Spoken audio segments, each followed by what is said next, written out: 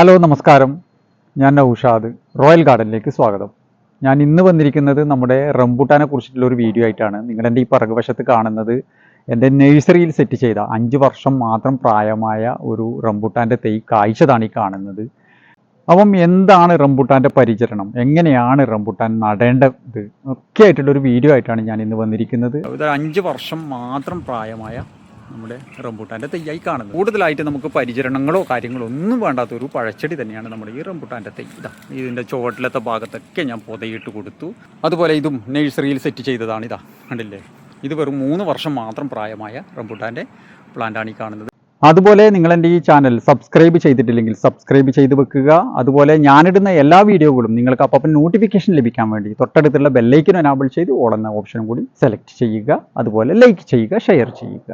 അപ്പം എങ്ങനെയാണ് നമ്മളൊരു റംബൂട്ടാൻ നിലത്ത് പ്ലാന്റ് ചെയ്യേണ്ടത്, നമുക്ക് അത് മുതൽ നമുക്കൊന്ന് തുടങ്ങാം.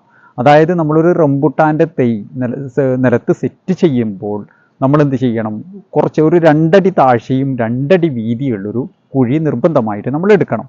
അതെടുത്തതിന് ശേഷം അതിലുള്ള മണ്ണുകൾ കംപ്ലീറ്റ് പുറത്തിട്ടതിന് ശേഷം നമ്മൾ എന്ത് ചെയ്യണം, കുമ്മായമോ ഡോളോമേറ്റോ, അതായത് കുമ്മായം നമ്മൾ ഇടുന്നുണ്ടെങ്കിൽ ഒരു 200 ഗ്രാം കുമ്മായം നമ്മൾ അതിൻ്റെ പുറത്തിട്ട മണ്ണിലേക്കും ആ കുഴിയിലേക്കും നമ്മൾ വിതറി കൊടുക്കുക.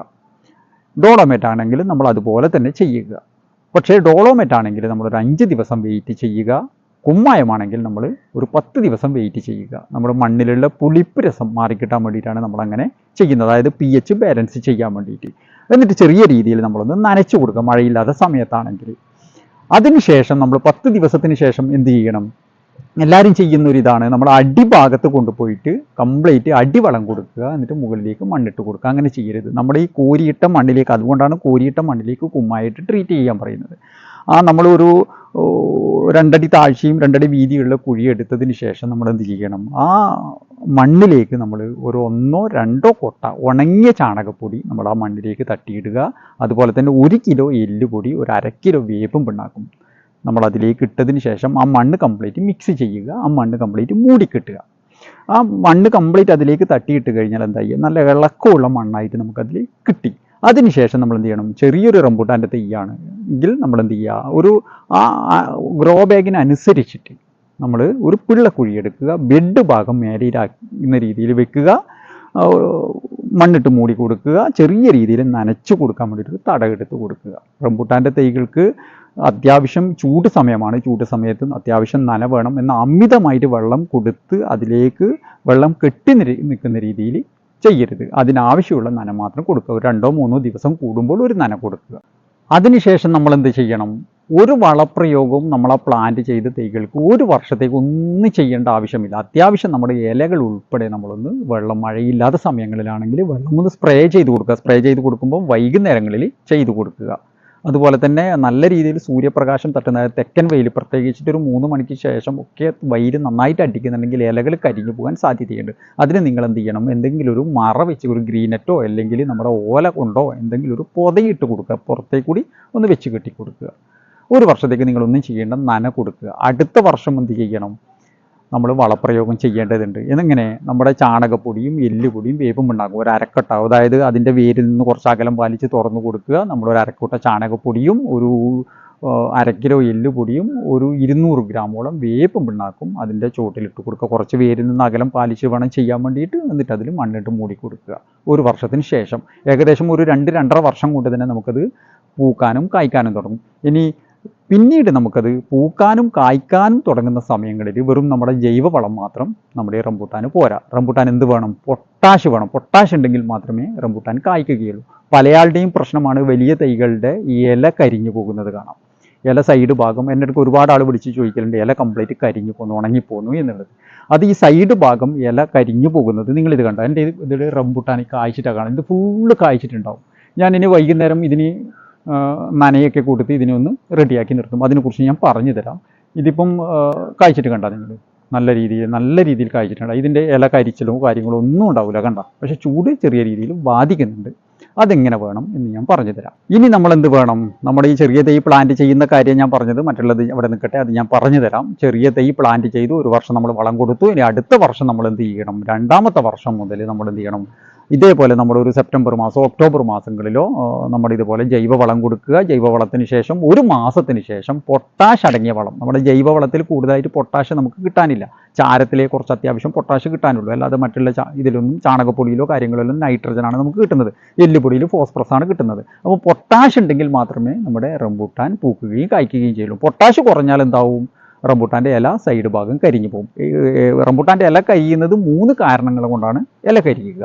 ഇനി നമുക്ക് അതിലേക്ക് പോകാം. അതായത് റംബൂട്ടാൻ്റെ ഇല കരിച്ചൽ വരുന്നത് ഒന്ന് പൊട്ടാഷിൻ്റെ ലഭ്യത കുറവാണ്. അതായത് പൊട്ടാഷ് കുറഞ്ഞത് കൊണ്ടാണ് റംബൂട്ടാൻ്റെ സൈഡ് ഭാഗം ഇല കരിഞ്ഞു പോകുന്നത്. രണ്ടാമത് വരുന്നത് എന്താ?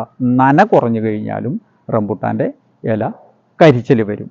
അത് സൈഡ് ഭാഗമല്ല കരിയുക, റംബൂട്ടാൻ്റെ മുകളിൽ നിന്ന് ഒരു പകുതിയോളം നമ്മുടെ നന കുറഞ്ഞു കഴിഞ്ഞാൽ കരിച്ചൽ വരും. അതുപോലെ തന്നെ അമിതമായിട്ടുള്ള ചൂട് കൂടിക്കഴിഞ്ഞാലും, ഇപ്പോഴത്തെ നമ്മുടെ ഈ ഏപ്രിൽ മാസമൊക്കെ ഭയങ്കര ചൂടാണ്. റംബൂട്ടാനെ ബാധിക്കുന്നൊരു പ്രശ്നം അത് തന്നെയാണ്. ചൂട് വേണം. അതായത് ചോലപ്പാടിൻ്റെ അകത്തുനിന്ന് നമുക്ക് റംബൂട്ടാൻ വെക്കാൻ പറ്റില്ല. നന്നായിട്ട് സൂര്യപ്രകാശം വേണം. അമിതമായിട്ട് ചൂടുണ്ടെങ്കിലും റംബൂട്ടാനെ ബാധിക്കുന്നുണ്ട്. അതിനൊരു പ്രതിവിധിയുണ്ട്. നമുക്ക് എന്ത് ചെയ്യാൻ പറ്റും? അങ്ങനെ വരുന്ന സമയങ്ങളിൽ നമ്മൾ പൊട്ടാഷിൻ്റെ ലഭ്യത കുറവാണെങ്കിൽ നമ്മൾ എന്ത് ചെയ്യണം? NPK നമ്മളെ വളക്കടയിൽ രാസവളം നമുക്ക് വാങ്ങിക്കാൻ കിട്ടും. രാസവളം 18-9-18, അല്ലെങ്കിൽ നമ്മുടെ പൊട്ടാഷ് അത്യാവശ്യം പൊട്ടാഷ് സെപ്പറേറ്റ് തന്നെ കിട്ടുന്നുണ്ട്. ഒരു 250 ഗ്രാം പൊട്ടാഷ് എന്ത് ചെയ്യുക? കുറച്ച് ഒരു 4 വർഷം 3 വർഷം 4 വർഷമൊക്കെ ആയ തൈകളാണെങ്കിൽ വേരിൽ നിന്ന് ഒരു ഏകദേശം ഒരു 1 മീറ്ററെങ്കിലും മാറി, ഒരു 4 വർഷമൊക്കെ ആയ തൈയാണെങ്കിൽ ഇതിൻ്റെ റംബൂട്ടാൻ്റെ വേരുകൾ മേൽവേരുകളാണ്. അതായത് അകലത്തിലെ വേര് ഉണ്ടാക്കുക. അവിടെ ഇല എത്രത്തോളം, ആ കമ്പ് എത്രത്തോളം വരുന്നു. ഇപ്പോൾ ഇതിൻ്റെ കമ്പ് ഇവിടെ വന്നിട്ടുണ്ടെങ്കിൽ ഇവിടെ അതിൻ്റെ വേരുണ്ടാവും. അതിൻ്റെ നേരെ താഴെ വരെ ഇതിൻ്റെ വേരുണ്ടാവും. അതുകൊണ്ട് തന്നെ 1 മീറ്ററെങ്കിലും നിങ്ങളുടെ അകലത്തിൽ തുറന്നു കൊടുക്കുക. ആ ഭാഗത്ത് പൊട്ടാഷ് നന്നായിട്ട് റൗണ്ടിലിട്ട് കൊടുക്കുക. അതിനുശേഷം കുറച്ച് മണ്ണും കൂടി അതിലിട്ട് അതിലേക്ക് കരിയിലയും മറ്റേ ചപ്പ് ചവറുകളൊക്കെ ഇട്ടിട്ട് നന്നായിട്ട് നനച്ചു കൊടുക്കുക. പൊട്ടാഷിൻ്റെ ഇത് അവിടെ മാറിക്കിട്ടും. പിന്നീട് നമ്മൾ എന്ത് ചെയ്യണം? പിന്നീട് നമ്മൾ ചൂട് കൂടിയത് കൊണ്ടാണെങ്കിലും അല്ലെങ്കിൽ വെള്ളം കുറഞ്ഞിട്ടുണ്ടെങ്കിൽ വെള്ളം നനച്ചു കൊടുക്കുക. പിന്നീട് ചൂട് കൂടിയിട്ട് ഇല കരിയുന്നുണ്ടെങ്കിൽ എന്ത് ചെയ്യുക? നിങ്ങൾ വൈകുന്നേരങ്ങളിൽ ഒരു 5 മണി 5:30 മണി സമയങ്ങളിൽ ഇലകളിൽ നന്നായിട്ട് വെള്ളം സ്പ്രേ ചെയ്ത് കൊടുക്കുക. പൈപ്പ് എടുത്ത് ഇലകളിലേക്ക് നന്നായിട്ട് നനച്ചു കൊടുക്കുക. അത് വൈകുന്നേരങ്ങളിൽ ചെയ്താൽ മതി. അതായത് ഒരാഴ്ചയിൽ 1-2 പ്രാവശ്യം അത് ഇലകൾ ഉൾപ്പെടെ നനച്ചു കൊടുക്കുക. ആ ഒരു പ്രശ്നം നമുക്ക് പരിഹരിച്ച് കിട്ടുന്നതാണ്. നമ്മൾ ചെറിയ രീതിയിൽ ഒന്ന് ശ്രദ്ധിച്ചാൽ മതി. അല്ലാതെ നമ്മൾ മറ്റുള്ള പഴച്ചെടികൾ ചെയ്യും പോലെ ഒരുപാടൊന്നും നമ്മൾ റംബൂട്ടാന് പരിചരിക്കേണ്ട ആവശ്യമില്ല. അപ്പോൾ അതുപോലെ തന്നെ മറ്റുള്ള ഫംഗസോ കാര്യങ്ങളോ ഒന്നും റംബൂട്ടാന് വരാനുമില്ല. അപ്പം ആ ഒരു കാര്യങ്ങൾ ശ്രദ്ധിച്ചാൽ നമുക്ക് ഇഷ്ടം പോലെ നമ്മുടെ മുറ്റത്ത് നിന്ന് ഒരു തൈ വെച്ചാൽ തന്നെ, ഞാനിത് പറഞ്ഞില്ല, എൻ്റെ ഈ നഴ്സറിയിൽ 5 വർഷം മാത്രം പ്രായമായ ഒരു തൈയാണ് നിങ്ങൾ ഈ കാണുന്നത്. ഇത് കാണുന്നില്ല, നിലത്ത് പടർന്ന് കാണുന്നില്ല. നന്നായിട്ട് നമുക്ക് പൂക്കുകയും കായ്ക്കുകയും ചെയ്യും. ഇഷ്ടംപോലെ ഒരു വീട്ടാവശ്യത്തിലുള്ള റംബൂട്ടാൻ ഇഷ്ടം പോലെ നമുക്ക് കിട്ടും. പിന്നീട് നമുക്ക് മഴ തുടങ്ങുന്ന സമയങ്ങളിലായിരിക്കും, ഏകദേശം ഒരു മെയ് പകുതിക്ക് ശേഷം ജൂണോട് കൂടിയിട്ടാണ് നമുക്ക് വിളവെടുപ്പ് നടക്കുക. അപ്പം ഇത്രയും കാര്യങ്ങൾ ചെയ്താൽ റംബൂട്ടാൻ്റെ പ്രശ്നങ്ങൾ, ഈ ഇല കരിച്ചൽ, ഇതൊക്കെ നമുക്ക് മാറിക്കിട്ടും. പിന്നീട് എന്താ, നമുക്ക് ഈ കായ്കൾ പൊഴിച്ചലുണ്ട് റംബൂട്ടാന് കൂടുതലായിട്ട് കാണുന്നത്. കായ്കൾ പൊഴിച്ചൽ 2 കാരണങ്ങൾ കൊണ്ടാണ് കായ്കൾ പൊഴിച്ചലുണ്ടാക്കുക. അതിൽ ഒരു കാരണം നമ്മുടെ മൈക്രോ ന്യൂട്രിയൻസ്, ബോറോൺ അടങ്ങിയ മൈക്രോ ന്യൂട്രിയൻസിൻ്റെ കുറവ് കൊണ്ട് കായ്കൾ പൊഴിച്ചൽ വരാം. അപ്പോൾ അതിനെന്ത് വേണം? മൈക്രോ ന്യൂട്രിയൻസ് സപ്ലൈ ചെയ്ത് കൊടുക്കണം. എങ്ങനെ? നിങ്ങൾ നിലത്ത് കൊടുക്കുന്നില്ല, ജൈവ രീതിയിലാണ് നിങ്ങൾ ചെയ്യുന്നുണ്ടെങ്കിൽ നമ്മുടെ ഇലകളിൽ മൈക്രോ ന്യൂട്രിയൻസ് വളക്കടയിൽ പറഞ്ഞാൽ മതി, അല്ലെങ്കിൽ ഓൺലൈനിൽ ആമസോണിൽ പോലുള്ള ഇതിൽ നമുക്കത് കിട്ടാനുണ്ട്. അത് 1 ലിറ്റർ വെള്ളത്തിൽ 5 ഗ്രാം തോതിൽ ഇലകളിൽ വൈകുന്നേരങ്ങളിൽ ഒന്ന് സ്പ്രേ ചെയ്ത് കൊടുക്കുക. അപ്പം മൈക്രോ ന്യൂട്രിയൻസ് ഒരു 15 ദിവസം ഇടവിട്ടിട്ട് ഒരു മാസത്തിൽ 1-2 പ്രാവശ്യം അത് ചെയ്ത് കൊടുക്കുക. അങ്ങനെയാണെങ്കിൽ നമ്മുടെ പൊഴിച്ചിൽ കുറേ നമുക്ക് മാറിക്കിട്ടുന്നതാണ്. പിന്നീട് പൊഴിച്ചിൽ വരുന്നത് ഏത് കാരണത്താലാണ്? മഴ നന്നായിട്ട്, അതായത് തോരാത്ത മഴയുണ്ടെങ്കിലും റംബൂട്ടാൻ്റെ കായ്കൾ പൊഴിച്ചിൽ വരുന്നതാണ്. അത് നമുക്ക് പിന്നെ ഒന്നും ചെയ്യാൻ പറ്റില്ല. കഴിഞ്ഞ വർഷം ഒരുപാട് കർഷകർ അതിനെ കൊണ്ട് അനുഭവിച്ചതാണ്. അതായത് ആ മഴ പിടിച്ചു കഴിഞ്ഞാൽ ആ ജൂൺ മാസം പിന്നെ തോരാത്ത മഴയായിരിക്കും. ആ മഴ ഒരേ നിൽക്കുന്നുണ്ടെങ്കിലും റംബൂട്ടാൻ പൊഴിച്ചിൽ ഉണ്ടാവുന്നതാണ്. പിന്നെ നമുക്കൊന്നും ചെയ്യാൻ പറ്റാത്തതാണ്. മറ്റുള്ള കാര്യങ്ങളൊക്കെ നമുക്ക് ചെയ്തു കൊടുത്തു കഴിഞ്ഞാൽ ഇഷ്ടംപോലെ നമ്മുടെ വീട്ടിൻ്റെ മുറ്റത്ത് നിന്ന് നമുക്ക് റംബൂട്ടാൻ പൊട്ടിച്ചെടുക്കാൻ പറ്റുന്നതാണ്. അതുപോലെ നമ്മുടെ NITയുടെ കായ്ച്ച തൈകൾ 21 സൈസ് ഗ്രോ ബാഗിലുള്ള കായ്ച്ച തൈകൾ നമ്മുടെ നഴ്സറിയിൽ സ്റ്റോക്കുള്ളതാണ്. ഇതിൻ്റെയൊക്കെ കുറച്ച് തൈകൾ മാത്രമേ ഉള്ളൂ. ഇതൊക്കെ ഗ്രോ ബാഗിൽ കായ്ച്ച NITയുടെ തൈകളാണ് ഈ കാണുന്നത്. 21 സൈസ് ഗ്രോ ബാഗിലുള്ള തൈകളാണ്. ഇത് കണ്ടില്ലേ? ഇതിലെ കടവണ്ണം കണ്ടില്ലേ?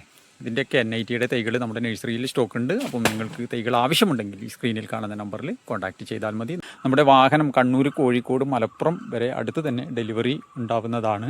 അതുപോലെ നിങ്ങൾക്ക് മാവിൻ്റെ വെറൈറ്റികൾ, ബിഗ് സൈസ് മാവിൻ്റെ 21 സൈസ് ഗ്രോ ബാഗിലുള്ള വിവിധ ഇനം മാവിൻ്റെ തൈകളൊക്കെ നമ്മുടെ നഴ്സറിയിൽ സ്റ്റോക്ക് എത്തിയിട്ടുണ്ട്. ഇതിൻ്റെയൊക്കെ തൈകൾ ആവശ്യമുണ്ടെങ്കിൽ നിങ്ങൾ ഈ സ്ക്രീനിൽ കാണുന്ന നമ്പറിൽ കോൺടാക്റ്റ് ചെയ്താൽ മതി. ഇതാ കായ്ച്ച തൈകൾ തന്നെയാണ്. ഇതൊക്കെ കുളമ്പിൻ്റെ മാങ്ങ കണ്ടില്ലേ, ഇതാ കായ്ച്ചിട്ട് ഇതിൻ്റെയൊക്കെ വലിയ വലിയ തൈകൾ, അതായത് R2E2, അതുപോലെ നാംഡോക്കുമായി, കാലാപ്പാടി, അതുപോലെ ഗ്രീൻ ഐവറി, റെഡ് ഐവറി, ഇതിൻ്റെയൊക്കെ ബിഗ് സൈസ് തൈകൾ നമ്മുടെ നഴ്സറിയിൽ എത്തിയിട്ടുണ്ട്.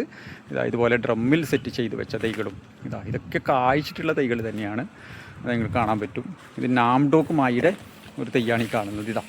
ഇതൊക്കെ ഒരു അര ഡ്രമ്മിൽ സെറ്റ് ചെയ്താണ്. മാങ്ങ കണ്ടില്ലേ, നാംഡോക്കുമായിയുടെ ഒരു വലിയൊരു പ്ലാന്റാണ്. മുകളിലെ ഭാഗത്തൊക്കെ ഇവിടെയൊക്കെ കായ്ച്ചിട്ട് കാണുന്നില്ല. അതുപോലെ കാലാപ്പാടിയുടെ ഒരു തൈയാണ് കാണുന്നത്. മാങ്ങ കണ്ട ഡ്രമ്മിൽ കായ്ച്ചിട്ട്. ഇതൊക്കെ നമുക്ക് ഡ്രമ്മും മതി, നമുക്ക് സെറ്റ് ചെയ്താൽ പെട്ടെന്ന് തന്നെ കായ്ക്കുന്ന ഒരു ഇനം തന്നെയാണ് നമ്മുടെ ഈ കാലാപ്പാടി, നാംഡോക്കുമായി. ഇതൊക്കെ ഡ്രമ്മിൽ നമുക്ക് സെറ്റ് ചെയ്ത് കായ്പ്പിക്കാൻ പറ്റുന്നതാണ്. അതുപോലെ ഇത് കണ്ടാൽ നിങ്ങൾ കാട്ടിമണ്ട ഒരു തൈയാണ് ഈ കാണുന്നത്. കാട്ടിമണ്ണനെ നന്നായിട്ട് തന്നെ ഒരു വർഷത്തിൽ 1-2 പ്രാവശ്യം നമുക്ക് കായ്ഫലം തരുന്നൊരു മാവാണ് നമ്മുടെ കാട്ടുമണ്ണ. നമ്മുടെ വീട്ടിൻ്റെ മുറ്റത്ത് വെക്കാൻ പറ്റിയ ഒരു ഇനം തന്നെയാണ്. നല്ല രീതിയിൽ കായ്ക്കും എന്നുള്ളതാണ്. നമുക്കൊരു ഡ്രമ്മ് മതി ഇതിനൊക്കെ. എന്നാൽ നേരെ മറിച്ച് റംബുട്ടാൻ, അതുപോലെ നമ്മുടെ ചക്ക, വിയറ്റ്നാം സൂപ്പർ ഏറിയയിലുള്ള പ്ലാന്റുകൾ ഒരു കാരണവശാലും ഡ്രമ്മിൽ വെക്കരുത്. ഡ്രമ്മിൽ വെച്ചാൽ 1-2 ചക്കകൾ മാത്രമേ നമുക്ക് ലഭിക്കുകയുള്ളൂ. നമുക്ക് അത്യാവശ്യം അത് നിലത്ത് സെറ്റ് ചെയ്യുന്നത് തന്നെയാണ് നല്ലത്. അപ്പോൾ ഇതൊക്കെ നമ്മുടെ കോട്ടൂർ കോണത്തിൻ്റെ ഒരു തൈയാണ് ഈ കാണുന്നത്. ഇതൊക്കെ ഡ്രമ്മിൽ വെച്ച് കായ്പ്പിച്ചത്. ഇതൊക്കെ നമ്മുടെ നഴ്സറിയിൽ അവൈലബിൾ ആണ്. നിങ്ങൾക്ക് ഈ സ്ക്രീനിൽ കാണുന്ന നമ്പറിൽ കോൺടാക്റ്റ് ചെയ്താൽ മതി. അപ്പോൾ നമ്മുടെ വാഹനം അത്യാവശ്യം കണ്ണൂർ, കോഴിക്കോട്, മലപ്പുറം അടുത്ത് തന്നെ ഡെലിവറി ഉള്ളതാണ്. അപ്പോൾ നിങ്ങൾ ഈ വാട്സാപ്പ് നമ്പറിൽ കോൺടാക്റ്റ് ചെയ്താൽ മതി. അപ്പം നമ്മുടെ ഇന്നത്തെ വീഡിയോ ഇവിടെ വൈൻഡപ്പ് ചെയ്യുകയാണ്. ഇനിയൊരു വീഡിയോ ആയി വരുന്നത് വരെ എല്ലാവർക്കും നന്ദി, നമസ്കാരം.